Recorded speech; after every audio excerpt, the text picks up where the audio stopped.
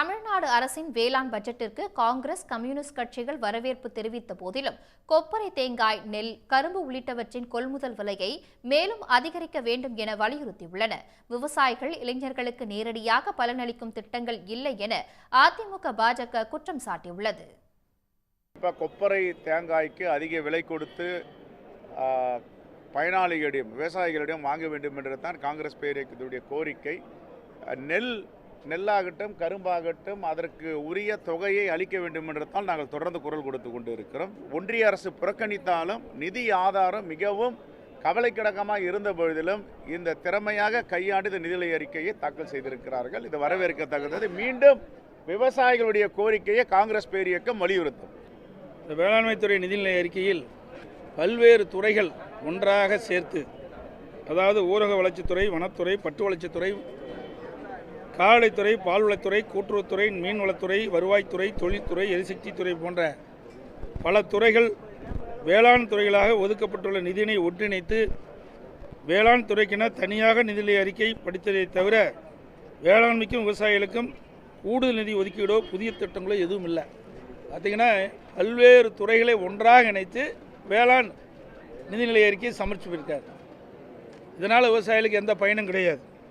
விவசாயிகளுடைய பயிர் காப்பீட்டு தொகையாக 1775 கோடி ரூபாய் நிதி ஒதுக்கீடு செய்யப்பட்டிருக்கிறது.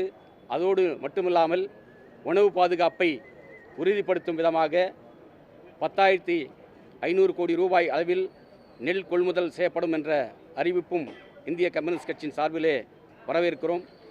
அதோடு மட்டுமல்லாமல் இன்றைக்கு கரும்புக்கு ஏற்கனவே 195 ரூபாய் ஊக்கத்தொகையாக வழங்கப்பட்ட நிலையில் இன்றைக்கு 215 ரூபாயாக ஊக்கத்தொகையை உயர்த்தி வழங்கியிருக்கிறார்கள். இருந்தாலும் கரும்பு விவசாயியுடைய கோரிக்கை டன்னுக்கு 1,500 ரூபாய் வழங்கப்பட வேண்டும் என்பது, அதையும் நடைபெற இருக்கின்ற சட்டமன்ற கூட்டத்தொடரிலே இந்திய கம்யூனிஸ்ட் கட்சியின் சார்பாக வலியுறுத்த இருக்கிறோம். மத்திய தமிழ்நாடு பகுதியில் இருக்கக்கூடிய இளைஞர்களுக்கு வேலை வாய்ப்புக்கு இந்த அரசாங்கத்தோட திட்டம் என்ன?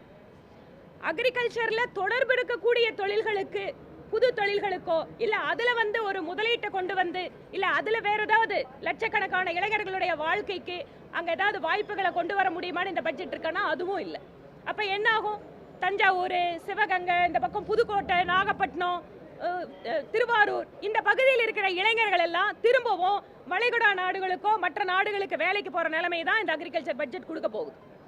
அதனால இந்த தமிழகத்தினுடைய இந்த வேளாண் நிதிநிலை அறிக்கை என்பது எங்களுக்கு ஏமாற்றம் அளிப்பதாக இருக்கிறது. 3 லட்சம் ஏக்கர் நிலம், மானாவாரி நிலங்களை சாகுபடி பரப்பு கொண்டு வருவதற்கான முயற்சிகள் அதிகரிக்க செய்திருக்கிறார்கள். நெல் கொள்முதல் என்பது ஏறக்குறைய 45 லட்சம் மெட்ரிக் டன் உற்பத்தி அதிகரித்திருக்கிறது என்பதும் இந்த காலத்தில் எடுத்திருக்கிற ஒரு மிகப்பெரிய முயற்சி. டெல்டா மாவட்ட விவசாயிகளை பாதுகாப்பதற்கான நடவடிக்கைகள் மேற்கொள்ளப்பட்டிருக்கிறது. டெல்டா மாவட்டங்களில் மேலும் நெல் உற்பத்தி அதிகரிக்க செய்வதற்கு தூர்வாரும் பணிகள் அதிகரிக்க நிதி ஒதுக்கீடு இந்த முறையும் கூடுதலாக செய்திருக்கிறார்கள். ஆகவே இந்த முறையும் நெல் உற்பத்தி என்பது டெல்டா பகுதியில் மிக பெரும் அளவிற்கு வருவதற்கு வாய்ப்பு என்பது இருக்கிறது. இப்போ வேளாண்மைக்கு ஒரே பல்கலைக்கழகம் தான் இருக்குது. ஆனால் தமிழ்நாட்டில் 4 வேளாண்மை பல்கலைக்கழகம் உருவாக்கப்பட வேண்டும். வேளாண்மை பயிற்சி மையங்கள் நிறைய உருவாக்கப்பட வேண்டும். வேளாண்மை ஆராய்ச்சிகள் அதிகரிக்கப்பட வேண்டும்.